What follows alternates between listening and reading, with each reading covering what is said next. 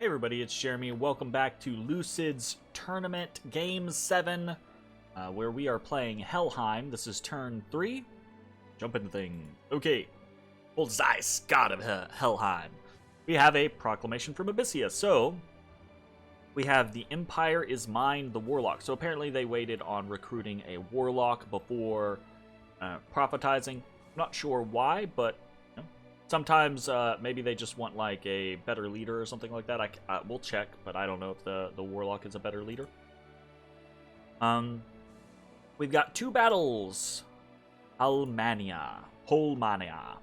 Right, so this is our little initial expansion party, but with the flip, right? We traded out the Hellcarl for a Van Harris.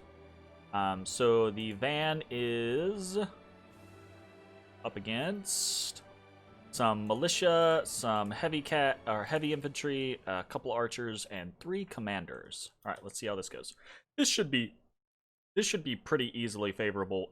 Just like if we take a look at our Surf Warriors, these guys have pretty high defense skill. They compared to base troops, right?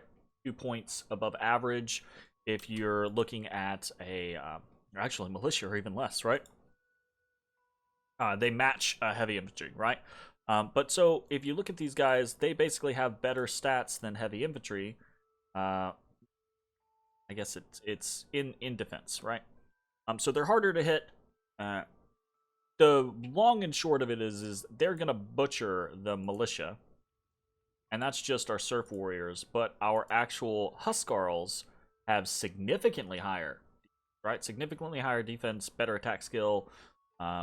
Just 1 point less on protection compared to the heavy infantry, so that's great, and they're glamored, so we should win this relatively handily. Our hearse casts air shield, blesses himself, and is going to hold a turn, make sure that he's not running into the front of the lines or anything like that. And then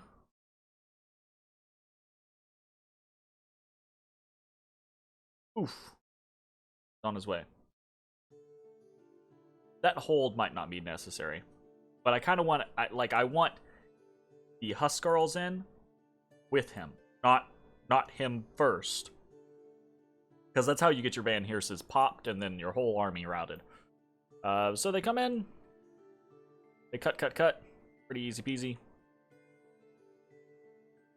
No big deal. Very good. Few casualties. Very nice. Okay, then we have a battle in Ormon. And this is one that we're a little scared about, right? We've got only 4 Hellherdings with our Prophet here up against oy vey. That's a chunk of heavy cav, right? So that is 11 heavy cav, 5 heavy infantry, and 2 commanders. Really, it's this heavy cav. That's a lot of heavy cav to deal with. Now, of course, it's the can we dodge, right? Can we dodge tank them? But they're heavy cav too, so they have decently high defense as well. Multiple attacks, right? So this is going to be dicey. Let's see how it goes. Fine Blessing comes up. We'll do it on 2 speed.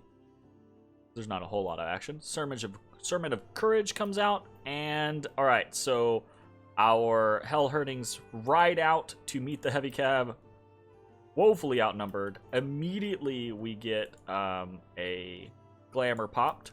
Great. Oh, and in the next round, 2 people just dead. Oh shit. Okay. But if we look, we've only got 2, 3, 4, 5, 6, 7, 8. In the time that it took them to kill 2 of our Hellherdings, we have killed 3 heavy cav. So, see how this goes. There's another heavy cav gone. It's a little bit of a slog now. Oh, if the heavy infantry gets here, this is going to be bad. There's another Lou Graham pulling his weight with the watery death. Oh, we've got a rout. Oh, okay, so the heavy cav have routed, and another dies. Ooh, but as soon as the heavy infantry come in, this little stack just pops the hell hurting in the top portion. Okay, so that's a heavy infantry down. Lou zaps another one. That commander's routing. Another heavy infantry's down. I think we've got it. I think we've got it, but barely. Oof. Oof. Ooh. That was sketch. Oh, goodness gracious. Okay. So we lost 3 hell hurtings in that very dicey expansion, and we knew it was dicey, right? I said it in the last video, right? We're either gonna come out of this bloodied but win, or we're just barely gonna lose, right? It's gonna be either of those scenarios, and fortunately it was the first. That is preferable because at least we get the income from the province this turn. Very nice. And apparently we get 2 unexpected events in Ormon immediately. People are taking some time off from their chores. All right. We just conquered y'all. Y'all can't be getting fucking lazy on us already. Actually, I mean, we have sloth on our scales, so this is kind of whatever. It was gonna get sloth regardless. And it'll be fine. And then next up, we have a prospector genius has found a small gold deposit, plus 102 gold. Fucking excellent. This is very nice. This is very, very nice. Because what it's going to allow us to do is basically a turn, well, it and the fact that both of these provinces are decent little provinces, right? Is going to allow us to hit our full recruit goal a turn before we normally would be able to. So normally, if you blind expand on turn 1 and then you get 2 expansions on turn 2, then on turn 3 you can do, with the build that we're doing, you can do a full recruit. But if you don't blind expand, and you still take two provinces on your second turn, you will not be able to do a full recruit typically, unless you get like a really, really wealthy province for whatever reason, right? You get super lucky. That's unlikely. But getting this event means that we have an extra 100 gold to play with, which means we can do a full recruit. So we can do 5 Hell Hurtings and a Van Hers. Very, very nice. And we can also pump the province defense in both of our territories. So, every time we expand, every turn that passes, we get a little bit more information about the world around us, right? We can see now that the projection up here in Rame has dropped from 40 to 30, which is good. We're going to keep an eye on this, and hopefully it will drop again. Also, the projection here in the Bone Tribe dropped, I believe, from 50 to 40, which is also good. We can see up here in Brightgate that it's only militias, heavy infantries, and light infantries. And the number of Deer Tribe has decreased as well. So we'll keep an eye on all of these and see if they fluctuate, right? To kind of get a grasp of what we're dealing with. New information that we've gained, right? Kohnberg, Titan's Breath, Ald's Gold, which we can see immediately has death, right? Oscents and Ancient Woods. All right, so interesting stuff. And unfortunately, again, this terrain and the layout of the Indies is kind of playing havoc on what we would prefer to do. Our north is kind of blocked off until we get more reliable expansion. Right now, we've got 3 Hell Hurtings and a 4th to play with, plus this Van Hers in theory, right? Which I need to rename. Those 2. Okay, so this is a problem, right? Because we still don't have a full 5 expansion party, and even if we did, right, some of these things like Bone Tribe and this many Heavy Cab, for example, those are the types of things that I would want to typically send 2 expansion parties against. Even something like the 100 Bear Tribe, that's fucking dangerous. Even 60 Deer Tribe can be dangerous. Again, most people are like, Deer Tribe aren't dangerous. for most nations, Deer Tribe aren't dangerous. But for elves, Deer Tribe can be very dangerous because keep in mind, right? Elves are not heavily protected. Most nations, you're expanding with high protection units, right? Most nations, you're expanding with either high protection or high hit point units. Helheim is expanding with high defense units, which is great against a lot of things like that heavy cav province, right? Probably the only reason we won that is because we had high defense, right? We were able to avoid so many attacks. But Deer Tribe, especially with their archers, are going to pop your hell-hurting glamour, and then the harass penalties that you're going to take from so many Deer Tribe, you're going to kill them in swaths, right? But just 5 hell-hurtings against 60 Deer Tribe? That's dicey. That is very dicey. Depending on your bless, right? You very well might not win that. I would actually bet that you probably won't win that the majority of the times. And the ones that you do, you're going to come out limping. Kind of like we did here in Ormon, right? So our options are a little... right? We have a bunch of light cavalry, militia, and heavy cavalry down here. We've got heavy infantry down here, a decently sized force, but it's a death site, so we care less about that, right? We're trying to go for good provinces. So we're going to go for Kronberg. This is kind of like the obvious move.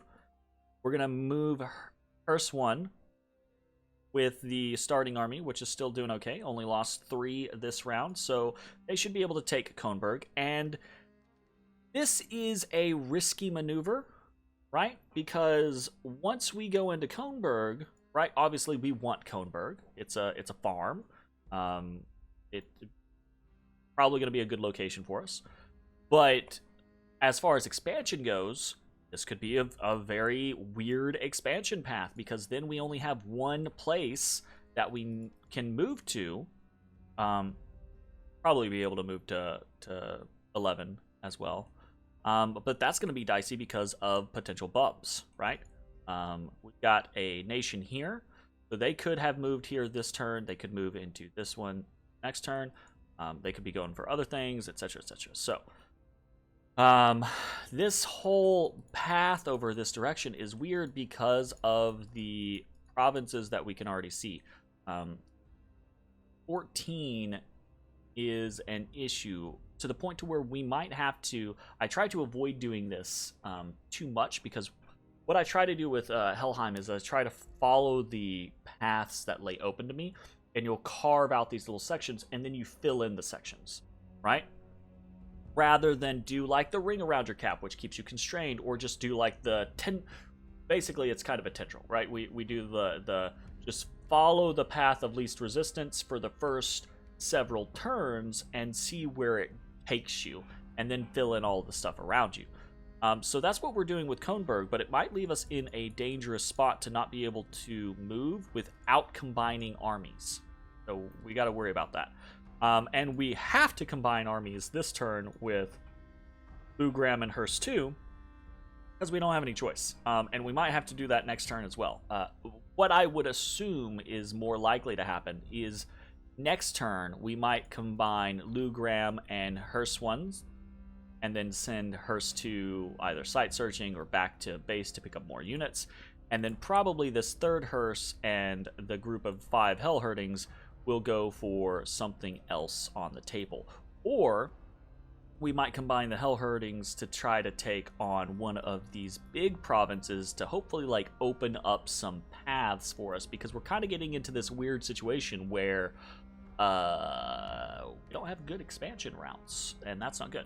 So we're hitting Kronberg, and then we're combining on Ossense. We picked Ossense because I am not confident in a Hellcarl, even a prophetized Hellcarl, a Hers, and 4 Hellhurtings taking on any of these 4 provinces. We could potentially take on this province, right? Now it's just militia, heavy infantry, and light infantry. And I'm actually... I kind of want to do this. Because I can. I can jump. I can, well, I can jump with the 3. But I don't know that we would succeed, right? Even though it is advantageous types for us to fight, it is a lot. And even if we win, we're not going to get full income, so it's not really worthwhile to take the gamble, right? If I had 10 Hell Herdings and I was like, yeah, I can definitely take that, let's just take it and hold it, then I might do that. But we don't. So we've got to take something that is going to be worthwhile to us. I don't feel confident about any of these 4 provinces with what we've got. I don't really want to send people into Aldgold and fight 40 heavy infantries for a death province, right? And then over here in Titan's Breath, which is potentially good, right? Because it does have houses on it. It could be a large province. That's cool. That interests me, as well as with access to the throne. But I'm trying to leave this open as a one. It does have heavy cav, right? It is still a large amount of people. So I'm not confident in it, but I'm also trying to leave this as a potential direction for Hearst 1's army to combine with, okay? So we're going to hit Ossense because the 30 Hoplite Slingers and Ekdromos, it might still beat us. Again, we are kind of squishy. We are not Hellblessed.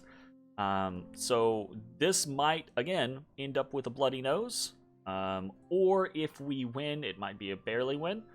Though I'm a little more confident in this compared to Ormon. So hopefully what we're going to be able to do is next turn we will have, it'll be turn 4, we'll have 5 provinces, and we will be able to either hit 3 provinces, right? Hopefully we can hit like 23, maybe we can hit, maybe we can jump over to 4, right? And then with our new 5, we can hit somewhere else, right? Maybe we'll go to Titan's Breath with that, or maybe we'll do a daring assault against Tiny Willow. Who knows? But either way, right? The goal is to turn 4 have 5 provinces, turn 5 have at least 7 provinces, if not 8 provinces. Turn 6. Right, the escalation, right? Like each turn from here on out, we should be able to produce at least a Van Hers and 5 Hellherdings. So hopefully from here on out, we are going to have that increased expansion. Also, just as a quick check, we didn't get anything fun in Ormon or in Polmania. Just basic stuff. So, no real interests there. Alright, that is it for the turn. Oh, and this is something that I tend to not cover very much in my videos. But I do check mercenaries every single turn. It's just, if they're not interesting or if they're not worthwhile, I don't even bother thinking about getting them. And in a lot of situations, if I'm not going to bother with getting it or him or her over getting it, then I'm not going to talk about it in the video. I did actually think about putting some money towards the Shipwreckers. Shipwreckers are actually pretty decent. The only issue is they are expensive. And right now, in order to try to even get one, I would need to kill 2 Hellherdings. And that would just be to get a shot at it, right? And then I could potentially, like, tank province defense, right? Which I don't think is a bad idea in the initial game necessarily. I could do that, but I would still need to ditch 2, right? So it doesn't really feel as worthwhile to me. I would rather ensure that, I would rather increase the chances that our luck scales pay off early, because we've already seen them kind of give us a nice bonus. And I would rather make sure that we have expansion parties pumped out every single turn, rather than gamble. See, here's the thing. If I could guarantee just, oh, it's the Shipwreckers, buy them for 150 gold, sure, I would actually do that if I could guarantee it. But I can't guarantee that I'm not going to get outbid. And if I get outbid, sure, I get my money back, but that's a turn of recruitment that I don't have. So we can't do that. All right, that's going to be it for the turn. Thanks for watching. I'll see you next time. Bye, everybody.